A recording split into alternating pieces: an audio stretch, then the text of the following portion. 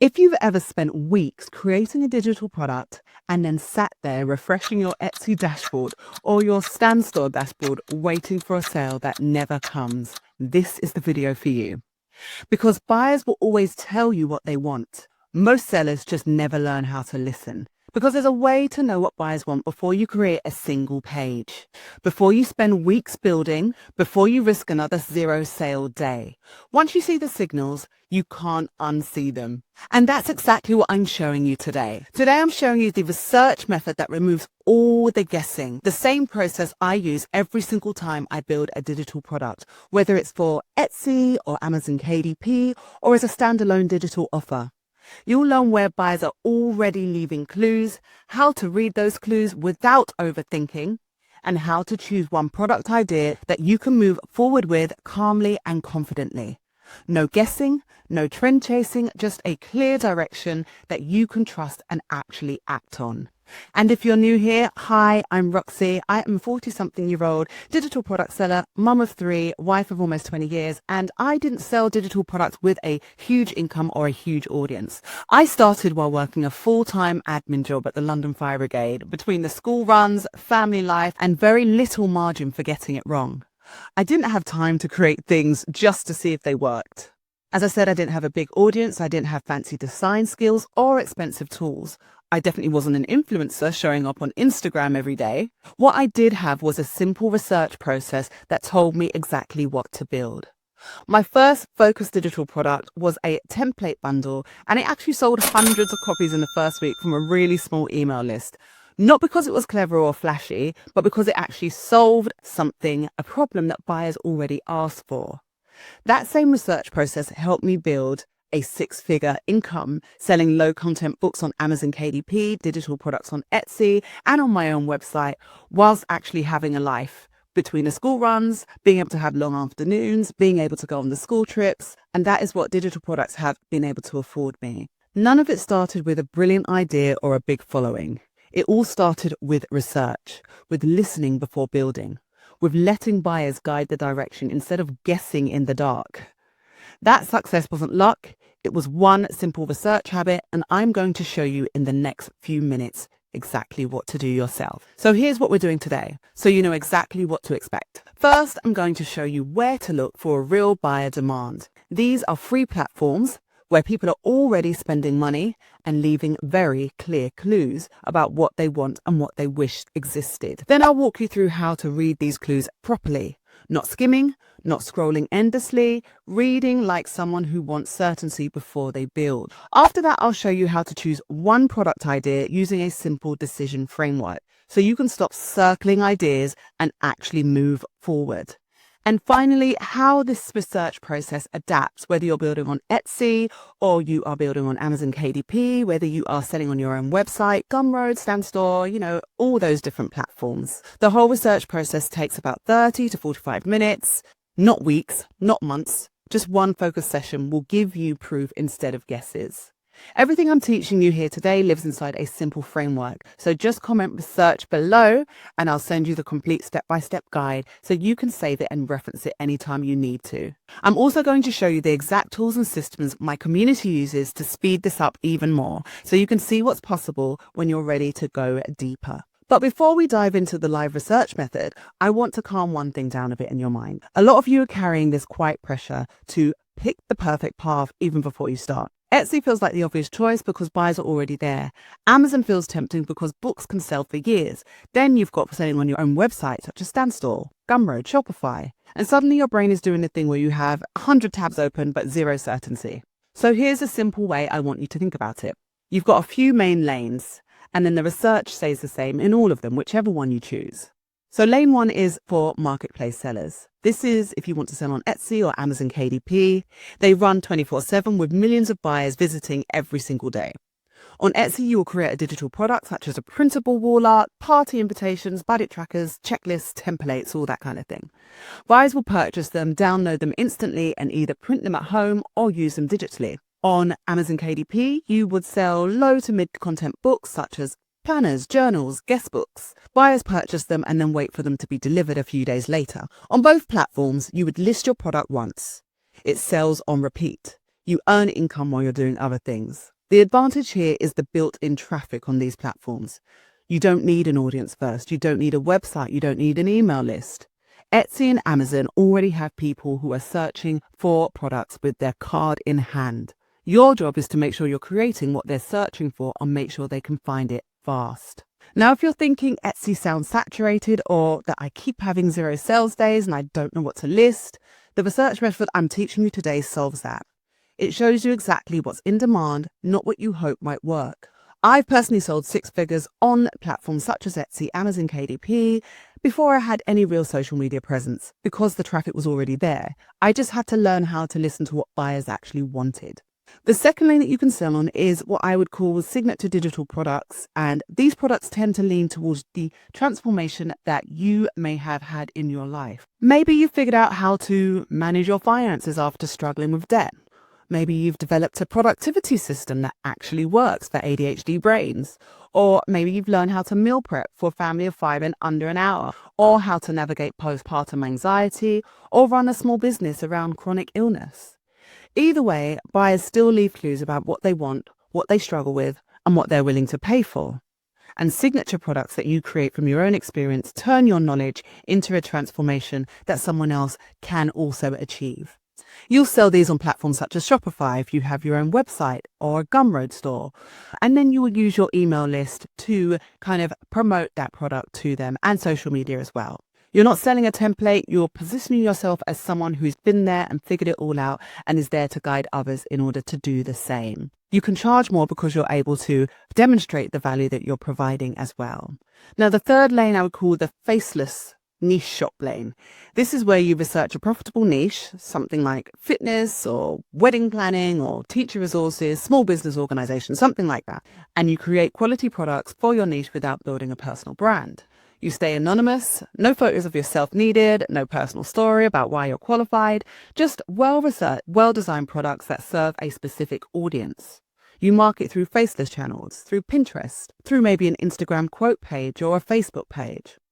The advantage here is privacy, scalability, and freedom. You're not tied up showing up as yourself. You can actually test multiple niches. You can hire a team to help you. You can build this business quietly around your real life without anyone knowing it's actually you. And if you're thinking, what if I don't have expertise in that niche? Again, that's exactly where research removes that barrier. You don't need personal experience. You just need to spot demand and create quality products that will fill that demand. All 3 of these lanes work. All 3 can build real sustainable income that doesn't require you to be glued to social media 24/7 or chase trends every week. All of these start with the exact same foundation: research. You need to know how to sell before you spend weeks creating it. And that's what matters in the beginning. Not the platform, not the format, not the fancy branding. Just proof buyers want what you're about to build. I learned this the hard way. I had a product I expected to do well, but it completely bombed. And that forced me to stop trusting my gut and start trusting the data. And once I got that right, everything became calmer. All right, so here's the method. You're going to use 3 platforms to find buyer demand: Amazon, Etsy, and Pinterest. Each one shows you what people are already buying, already searching for, or already engaging with. Together, they give you proof, not guesses, about what to create. Let me walk you through exactly how to use each one. Quick note, before we start, always do this research in an incognito or private browser window. Both Amazon and Etsy will skew your research results based on your previous browsing history. So you want to see what people are actually looking for and not what the algorithm thinks you want. So we're starting with Amazon, and this works even if you're not planning to sell on Amazon. We're here to read buyer psychology. Let's get into it. So go to Amazon, type a broad topic into the search bar. Let's say we are considering creating something related to budget planning or financial planning. So let's type in budget planner. So Amazon is now showing us books, physical planners, and physical products related to this keyword. What we're doing is we're looking for products with lots of reviews, something like this, hundreds or thousands. And there are plenty of those on this page. These reviews are our gold mine. So let's start digging. So this one, it's a budgeting workbook. As we can see from the title, it has a monthly and weekly budget planner, and it is a journal style notebook. We can have a look inside, and as we can see, it's given us some examples of the types of pages that are inside. So now we want to go into those reviews. And now I've clicked reviews and here are all the reviews. Now here's what most people do wrong. They read the 5-star reviews, feel good about the idea, and move on. Don't do that. The 5-star reviews just tell you what's working, and that's helpful, but not where the real product ideas live. What we want to do is go to the 3 and 4-star reviews. At this point, you may be prompted to sign in, but that's fine because we've already done some overall research in a way where the research results weren't skewed. So now we want to choose those 3 and 4-star reviews. Let's start with the 3-star reviews because these are the honest and balanced reviews. These are going to show us buyers who liked the product but saw room for improvement. So here we are going to look for patterns. What do multiple people say they loved? What do they wish was different? And here's the first one that jumped out. At A4 size, this is just too big for an easy to carry budget planner, which should be A5 and fit easily in your bag. It weighs around 500 grams and is just too bulky for what I want it for. I will keep it as it would be a hassle to send it back, but I wouldn't recommend it. The quality also reminds me of a children's coloring book, so not great. I think that the seller should put up some more pictures so that we can understand what we are buying. So right there, we have got potentially 3 product ideas in one single review. The first thing we are seeing is that size matters. Buyers want something portable, A5 size, not A4, something that fits in a bag, so not bulky. Secondly, quality perception matters. The part where it says, reminds me of a children's coloring book, tells you buyers want something that feels premium, professional, grown up. Third, clearer product images. But that's not really a product idea. That's a listing tip we'll use later. Moving on to this budget planner. If we click the reviews, go to 3-star, here's one that immediately jumps out. I really do not like the layout of this planner. It's unorganized in a way that's very frustrating. It's not well structured. The sections are grouped together, requiring you to flip from the front of the book to the back of the book and find random pages to try and organize a single month instead of being sectioned together for easier layout. This made it feel virtually useless to me as I wanted to keep things organized by the month, and with this planner you have to flip through all kinds of sections to get to what you need. It drives me crazy and is now just used as scrap paper. I don't recommend this if you're like me and prefer good organization and keeping things structured. This one is incredibly valuable. They are complaining about structure. A better budget planner here would be one that is clearly structured month by month, that has a predictable page flow, and that says something along the lines of everything for 1 month in one section directly in the description. Buyers want simplicity. They want structure. They want it easy to use.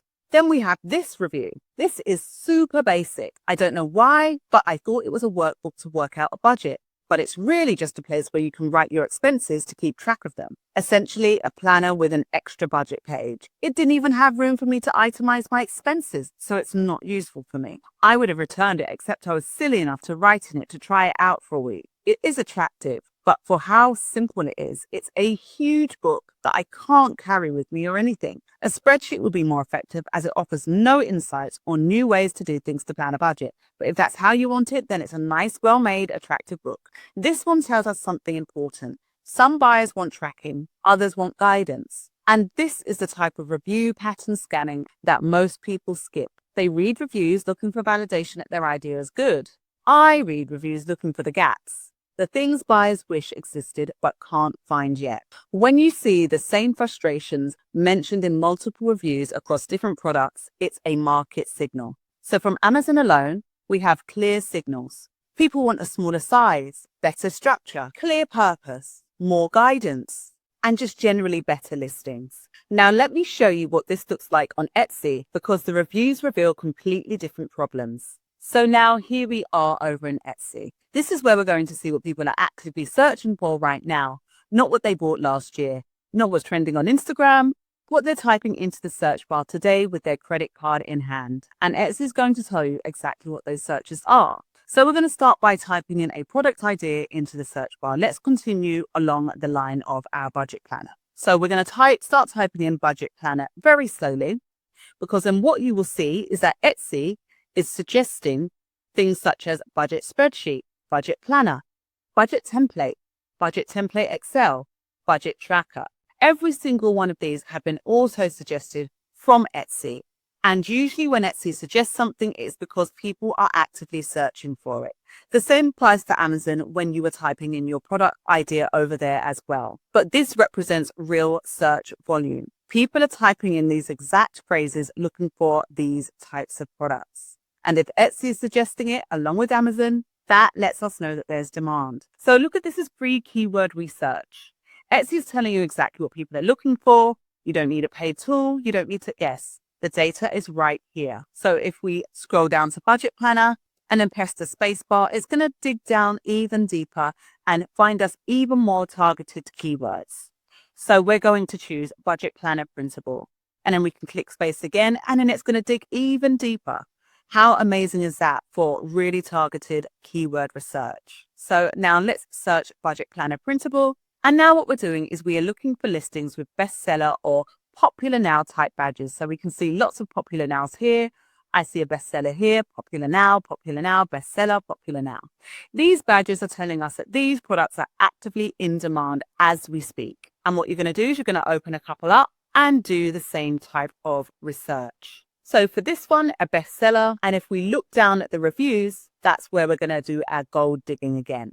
And here's where it gets interesting. The reviews on Etsy tell you a completely different story than Amazon reviews because these are digital products. So the problems here are going to be different. Here's one that stood out. Nowhere in the listing did it say that you could only print left or right pages, that they were not combined together in one PDF. I do not have a way to combine them. I would not have purchased had I known this. And here's another on the same product. I cannot print these the way I want to print them. I want to have one page to print on both sides. Example, I would like to have 2 debt trackers on the front and back side. It is impossible. I've tried many ways to do it, but it doesn't work. I've purchased other printables that I've never had a problem. It's been this way with all of your printables that I've purchased today. I want lined paper. Can't just put lined paper on one sheet, front, back. If there's a way to do this, the directions are not given. I basically wasted money on something that I will never use. These reviews aren't about budgeting at all. They're actually about printing usability. So a product improvement idea here would be to offer files both ways. Combine PDF for easy printing and separate pages for flexibility.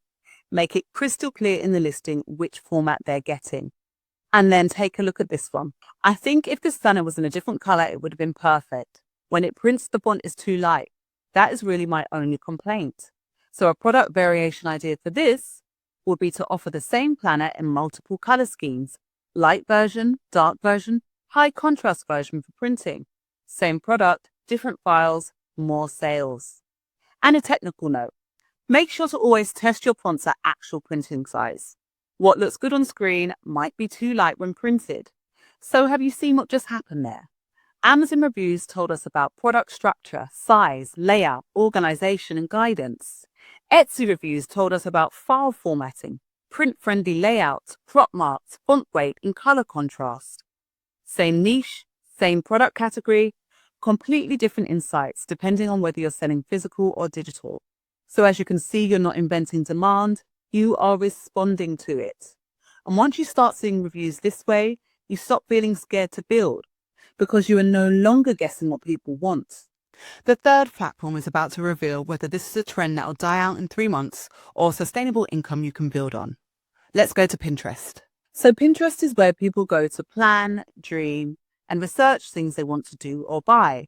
It's visual search behavior at scale, and it's going to tell you whether the product idea that you're validating has staying power or is just a flash trend. So what you're going to do is you're going to type in your broad topic. Again, let's use the budget planner as our idea. As you can see, we've typed it in and we're seeing lots of keyword examples and ideas for us to use. But like I said, what we want to know are the trends. So what we're going to do is go to Google, type in Pinterest trends, and then click this option here. From here, we'll scroll down to search trends, and then we will start typing in our keyword again. So budget planner. And as we can see, there are some keywords that it's returning that are associated with this main budget planner topic. So what you're looking at first is the interest pattern. Is it steady across the year? Does it spike every January, which looks like it does? And then does it dip and then come back? All of that tells you exactly how buyers behave, not just what they like. A steady line tells you that there's evergreen demand. That's the kind of product that can sell quietly all year round without you constantly having to update it. A January spike tells you something else. People are actively thinking about money resets, fresh starts, and organization. That doesn't mean you only sell in January. It means your messaging and listings should speak to that moment when motivation is high. Now take a look at the related trends and searches, which we can find here. This part matters more than most people realize. We have cute budget template, budgeting, budgeting for beginners, budgeting tips, and monthly budget planner. These modifiers tell you how people are thinking about this topic. They want it to be cute and beginner friendly. So to recap, Amazon showed you what frustrated buyers after purchase, Etsy showed you what buyers struggled with during use and printing, Pinterest shows you how buyers see themselves before they buy. And this is where everything clicks together because you know how to position your own product. Now you know what words to use in the title, your description, and your visuals. At this point, you're not guessing, you're choosing in a way that makes sense. And in the next section, I'm going to show you how to pick one product from everything you've uncovered without freezing or overthinking, so you can actually build and publish instead of staying in research mode. So at this point, you've done the hard part. You've validated demand, you've read real reviews, you've seen exactly what buyers like, what frustrates them, and what they wish existed. This is where to keep it simple. You're choosing based on 3 filters, nothing else. Filter 1. Which problem showed up the most? Look back at the reviews and circle the frustrations that appeared again and again. For our budget planner example, the repeated themes were clear. Too big, too bulky, unorganized layout, too basic, no guidance, hard to print, fonts were too light, colors not practical. You're not trying to fix everything in one product.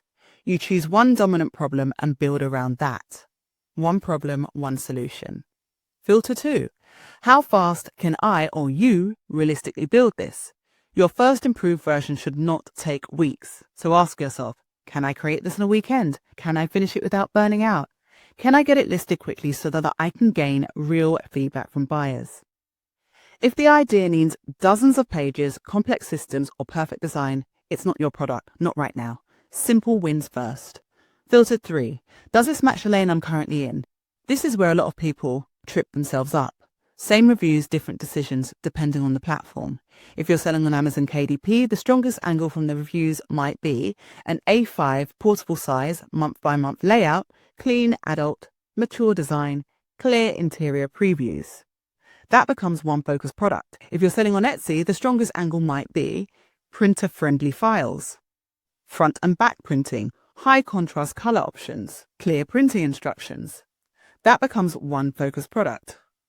If you're selling on your own website or Shopify or StanStore, the strongest angle might be a beginner-friendly budget workbook, guidance included, simple explanations, and a calm system people actually want to follow. Same research, different execution, depending on platform. You pick the angle that solves the most repeated problem, can be built quickly, and fits the platform you're selling on. Then you build version 1. Not the perfect version, the clear version.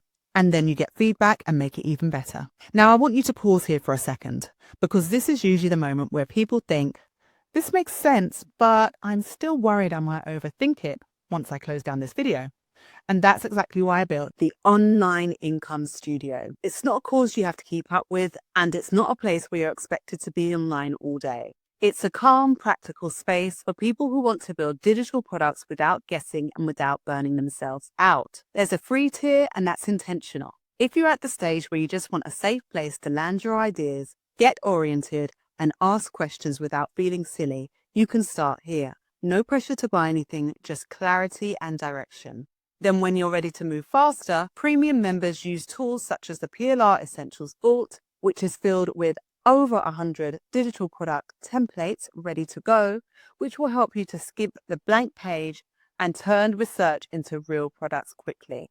And VIP members get the full library of courses, mini courses, workshops, AI automation tools, and so much more, which will allow you to go from idea to listing with a lot less mental load. You don't need the Online Income Studio to do what I've shown you today. You can absolutely start with this video and a notebook. But if you want support, structure, and a place where research turned into finished products instead of half-written ideas, then the Online Income Studio is there when you're ready. Click the link in the description for more. Now let's recap what you know now. You don't need to guess what to build. You don't need to follow trends, and you definitely don't need to keep creating things and hoping they land. You now know how to use real buyer behavior to guide every product decision. Amazon shows you what buyers wish is listed, Etsy shows you what buyers struggle with during use, and Pinterest shows you how buyers see themselves before they buy. When those three line up, you have proof, and proof creates calm confidence. You build one clear product, you publish it, you learn, then you improve.